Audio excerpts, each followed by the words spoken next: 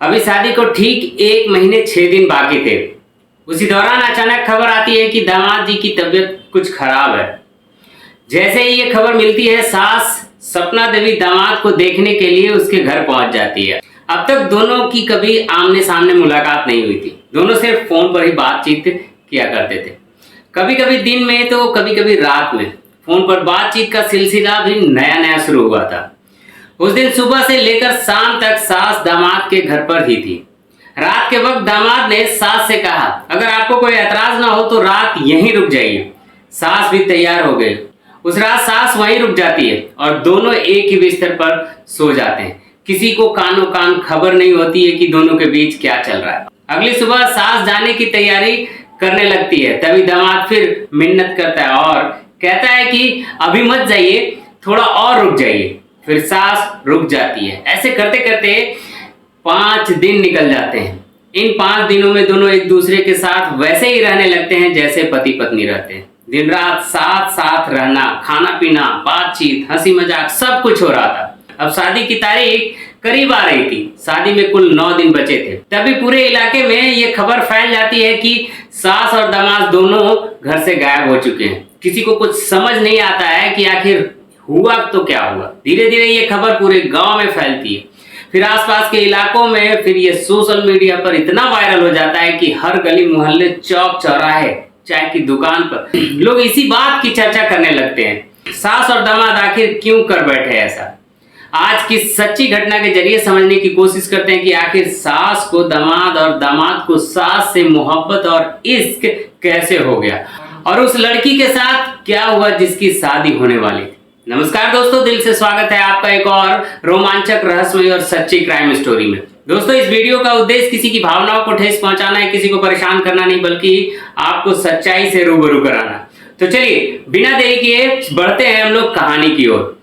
यह घटना उत्तर प्रदेश के जिला अलीगढ़ की है और अलीगढ़ में एक थाना पड़ता है मंडराव। उसी थाने क्षेत्र में एक गांव है मनोहरपुर कायस्थ। वहीं के रहने वाली महिला है सपना देवी। सपना देवी अपने पति जितेंद्र उर्फ जीतू से कहती है कि देखो, अभी शादी में 9 दिन बाकी है और आज 6 अप्रैल 2025 है। तुम्हें मेरी बहन के घर जाकर शादी का कार्ड देना है। अगर अभी नहीं गए तो देर हो जाएगी, काम बहुत सारे बचे हैं। पति जीतू सपना देवी की बात मानकर सीधा उसकी बहन के घर चला जाता है और वहां कार्ड देकर आसपास के इलाकों में भी शादी के कार्ड बांटता है। और जब वापस लौटता है तो रात के करीब 8:30 बजे का वाकया था। जितेंद्र अपनी बेटी शिवानी से पूछा कि बेटा तुम्हारी माँ कहाँ है? बेटी ने जवाब दिया कि पिताजी वो तो शाम 4:30 बजे ये कहकर निकली थी कि बाजार जा रही हूँ, कुछ खरीदारी करनी है, थोड़ा वक्त लग जाएगा।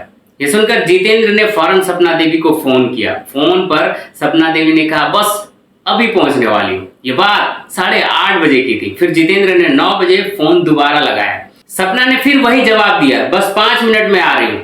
इसी तरह से 9:30 बजे तक लगातार कॉल किया जाता है और हर बार वो वही बहाना बनाती। 1 घंटा बीत गया मगर सपना देवी नहीं लौटी। रात के करीब 9:40 हो रहे थे। उसका फोन स्विच ऑफ हो गया। अब जितेंद्र को शक हो गया कि सपना देवी किसी के साथ थी। तभी जितेंद्र ने अपने दामाद को फोन किया जिससे शादी होने वाली थी। उसका नाम था राहुल। 16 अप्रैल 2025 को शादी होनी थी। शुरुआत में राहुल ने कहा वो मेरे साथ नहीं है। जितेंद्र ने बार बार रिक्वेस्ट की, गिड़गिड़ाया, बोला देखो बेटा, अगर वो तेरे पास है तो बता दो। तब राहुल भड़क गया और उसने कहा अब उसकी चिंता करना छोड़ दीजिए। 18 साल से आपके साथ थी। आपके साथ उसने क्या क्या झेला है, कितना तंग किया है, कितना मारा पीटा है, टॉर्चर किया है। अब मैं उसका ख्याल रखूंगा, मैं उसके साथ ही रहूंगा। देख लेना, मैं उसे किसी तरह से परेशानी नहीं होने दूंगा। ये सुनकर जितेंद्र और जीतू के पैरों तले जमीन खिसक गई।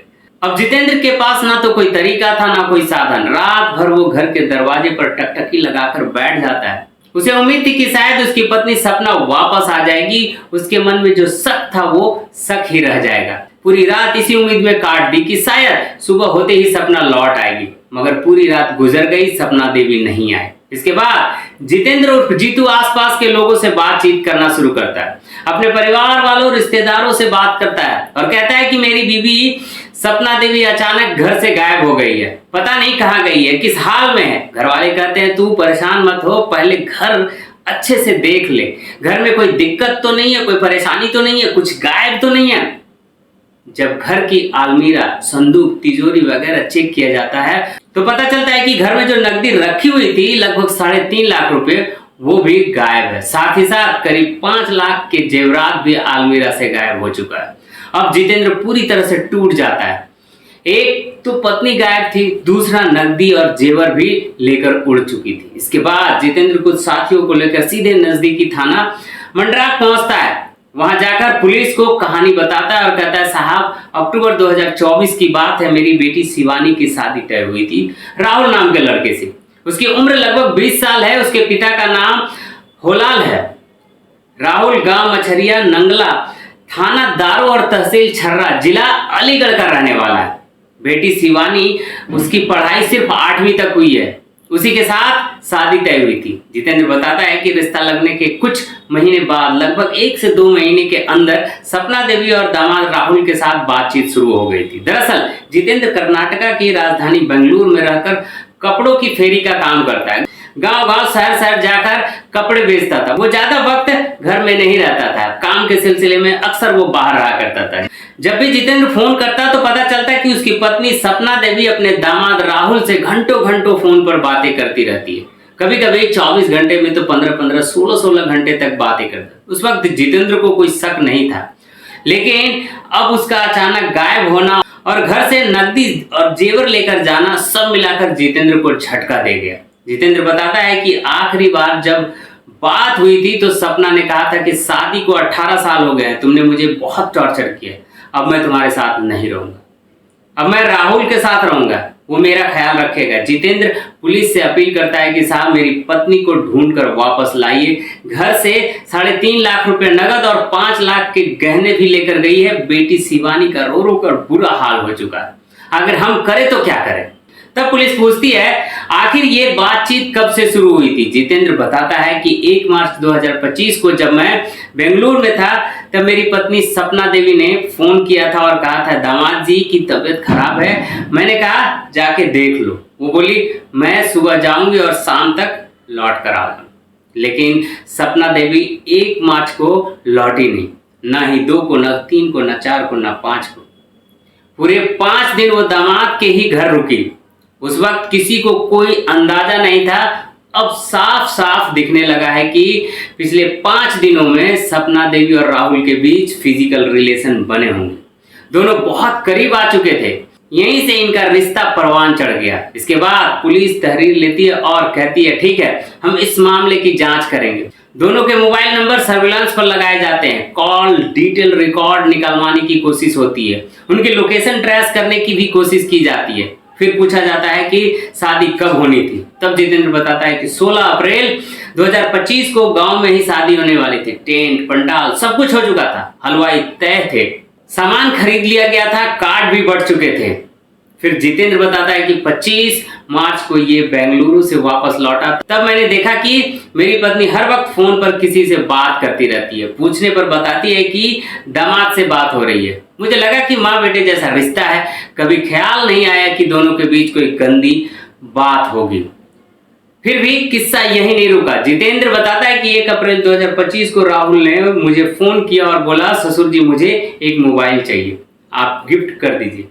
मैं भी पिघल गया। 20,000 का वीवो का मोबाइल किस्तों पर लेकर उसे दे दिया। उस वक्त भी क्या जानता था कि उसी मोबाइल का वो इस तरह से गलत इस्तेमाल करेगा। आखिरकार पुलिस इस पूरे मामले की जांच में जुट गई है। कॉल डिटेल, लोकेशन, सर्विलांस सब एक्टिवेट करवा दिए गए हैं। जितेंद्र का अब एक ही सवाल है, मेरी बीवी और दामाद को ढूंढ कर ले आओ, नकदी और जेवर वापस दिलाओ। बेटी की इज्जत मिट्टी में मिल गई है।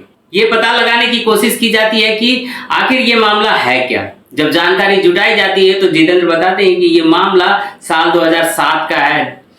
जगह है जयरामपुर गांव, जो थाना मिर्हिज के अंतर्गत आता है और जिला एटा उत्तर प्रदेश में पड़ता है।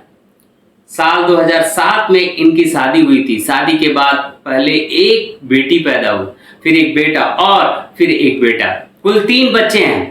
जब ये पूरा घटनाक्रम सोशल मीडिया पर वायरल होता है तो चारों तरफ घटना को लेकर समाज में तमाम तरह की बातें शुरू हो जाती है और माँ बेटे जैसे रिश्ते में आखिर ऐसा क्यों हुआ, इस पर सवाल उठने लगते हैं। जब मीडिया वालों और पत्रकारों ने बेटी से बात की तो शुरुआत में कुछ खास समझ में नहीं आया। उसे लगा कि कोई बड़ी बात नहीं है, लेकिन जब धीरे धीरे लोगों ने उसे एहसास कराया और बातें होने लगी तो वो लड़की वक्त के साथ बीमार पड़ने लगी। माँ की उस हरकत से वो इतनी परेशान और टेंशन में आ गई कि सोचने पर मजबूर हो गई कि आखिर उसकी माँ ने ऐसा क्यों किया।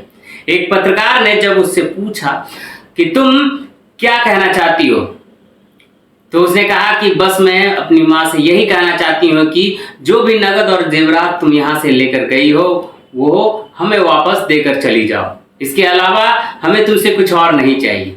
जब यही सवाल जितेंद्र उर्फ जीतू से पूछा गया तो उसने भी यही कहा कि मैं पुलिस प्रशासन से एक ही अपील करता हूं कि एक बार मेरी आंखों के सामने मेरी पत्नी को लाकर खड़ा कर दो। मैं अपनी पत्नी से बस यही पूछना चाहता हूं कि आखिर उसने अपनी बेटी के लिए इतना बुरा काम क्यों किया। हालांकि पुलिस ने इस मामले को जीडी जनरल डायरी में दर्ज किया है, लेकिन अभी तक एफआईआर दर्ज नहीं की गई है। जब पुलिस अधिकारियों से पूछा गया कि एफआईआर क्यों नहीं की गई तो उनका कहना था कि लड़का यानी दामाद की उम्र लगभग 20 साल है और सास की उम्र करीब 38 साल, दोनों बालिग हैं। भारत का कानून कहता है कि 18 साल के बाद हर कोई अपने फैसले खुद ले सकता है। वो खुद जानते हैं कि फैसला अच्छा है या बुरा है और उसके नतीजे क्या होंगे, इसलिए उन्होंने सोच समझ करके फैसला लिया। अगर सास ने ये जिद ठान ली कि उसे अपने दामाद के साथ ही रहना है तो न जितेंद्र और न ही कानून कुछ कर सकता है, दोनों साथ रह सकते हैं। हाँ, इस मामले में जो शिकायत दी गई है कि उसमें 3.5 लाख रुपए नगद और 5 लाख रुपए के जेवरात लेकर जाने का आरोप लगाया गया है। हो सकता है कि इस आरोप को लेकर भविष्य में एफआईआर दर्ज किए जाए। अगर ये बात साबित हो जाता है कि वो घर से सामान चोरी करके ले गई है तो फिर मामला दर्ज होगा, वरना कानून के हिसाब से ये दोनों जहां चाहें वहां रह सकते हैं। पुलिस प्रशासन उन्हें ढूंढने की कोशिश कर रहा है, लेकिन शायद अब कोई फायदा नहीं है। इस पूरे हरकत ने 2 बेटों को नुकसान किया है, बेटी को नुकसान किया है, बेटी की इज्जत को तार तार किया और अपनी भी समाज में गलत संदेश दिया। इस घटना ने पूरे हिंदुस्तान को हिलाकर रख दिया, लोगों को सोचने पर मजबूर कर दिया कि आखिर एक सास ने ऐसा क्यों किया जब उसकी बेटी महज 18 साल की है और दामाद 20 साल का था। यही सोच सोच कर अब बेटी, उसका पति और पूरा समाज परेशान है कि आखिर समाज किस तरफ जा रहा है। तो दोस्तों, ये थी आज की डार्क रियलिटी। अगली बार फिर मिलेंगे एक और नई और सच्ची क्राइम स्टोरी के साथ, जहां सच सामने आएगा और राज बेनकाब होंगे। तब तक सतर्क रहें, सुरक्षित रहें और अपने परिवार का ख्याल रखें। दोस्तों, इस वीडियो को देखने के लिए दिल से बहुत बहुत धन्यवाद। जय हिंद।